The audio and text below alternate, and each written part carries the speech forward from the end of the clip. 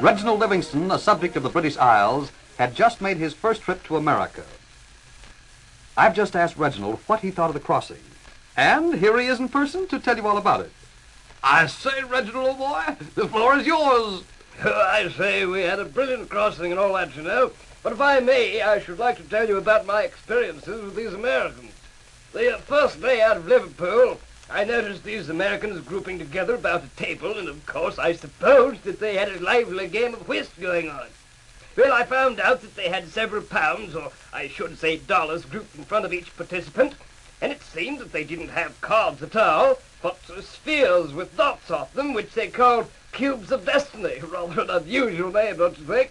Well, anyway, one fellow would take these little cubes, rattle them in his hands, and shout 5 and 2, and the shit flew. Well, you know, I didn't see any shit flying, but he would roll out the little African handballs, and that's another name they used for these spheres, and if perchance he rolled a 7 or an 11, he seemed to rake in the money, or scratch, as they called it.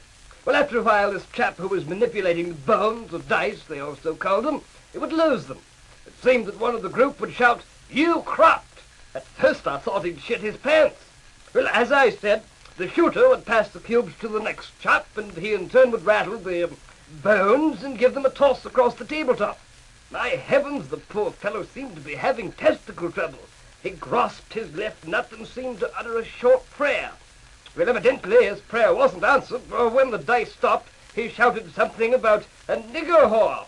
Then he again took a firm grip on the cubes, rattled them again, and gave them a shove across the table, all the time saying, "Hater from Decatur, the easy man for an easy point, 5 and 3, 6 and 2, 44, 8, skate and donate." But you know, he didn't even donate so much as a tuppence. Well, I thought it was rather odd, but of course I didn't know the game and I couldn't quite make out just what was happening. It seemed to me that these American chaps would wager on almost anything. Well, the next chap who got the dice kept shouting, "Number 6, little Jimmy Hicks come out of the sticks. 2 little rows of Robert ship, the hard way, 1 mile from home." Well, once more I found myself in somewhat of a fog. I don't believe there was a gentleman in the group whose name was Jimmy Hicks, and if there were, I wasn't aware of there being any sticks about. And as for the business about 1 mile from home, God knows that we are at least 400 miles at sea. Well, I seem to have picked up the basic principles of the game, so I decided to move along and see what else was going on aboard ship. I don't mind telling you that watching that game of chance seemed to start my sporting blood to rushing. And of course my curiosity was that. I moved to the adjoining table, and the crowd seated about it was enormous. I watched the proceedings for a while, and really it looked like quite fun. I believe that they were playing a game called "Or Shit." The players of the game were seated about much as we are here at the round table, and each one had a bit of cardboard setting in front of him with pieces of corn scattered about it.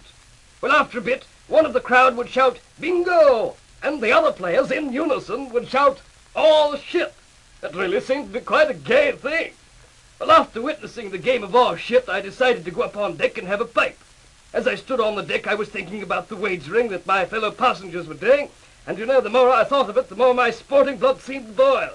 Anyway, I was just standing there enjoying the night air, when a chap attired in sailor's garb accosted me and said, "Hey, Mac, I seen you downstairs doing a little gambling.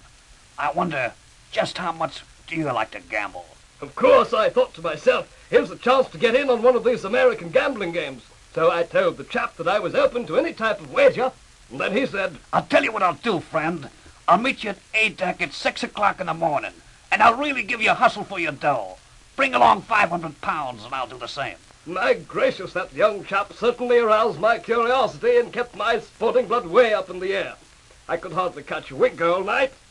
Finally, the appointed hour arrived, and I hurried to A-Deck. Sure enough, here was this sailor chap ready and eager for the game of chance, and a most peculiar game it was.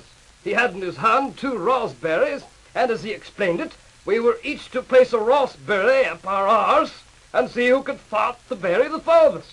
The one with the greatest distance would win the 500 pounds. Well, now, here was something I could qualify for. We flipped a coin, he won the toss, stooped over, placed a raspberry up his arse, held his breath, and made a tremendous effort. What a magnificent fart, a terrific heave. He blew the raspberry across the deck, over the rail, and way out into the ocean. Well, I didn't think I could top him, but my sporting blood was up, and so was my £500.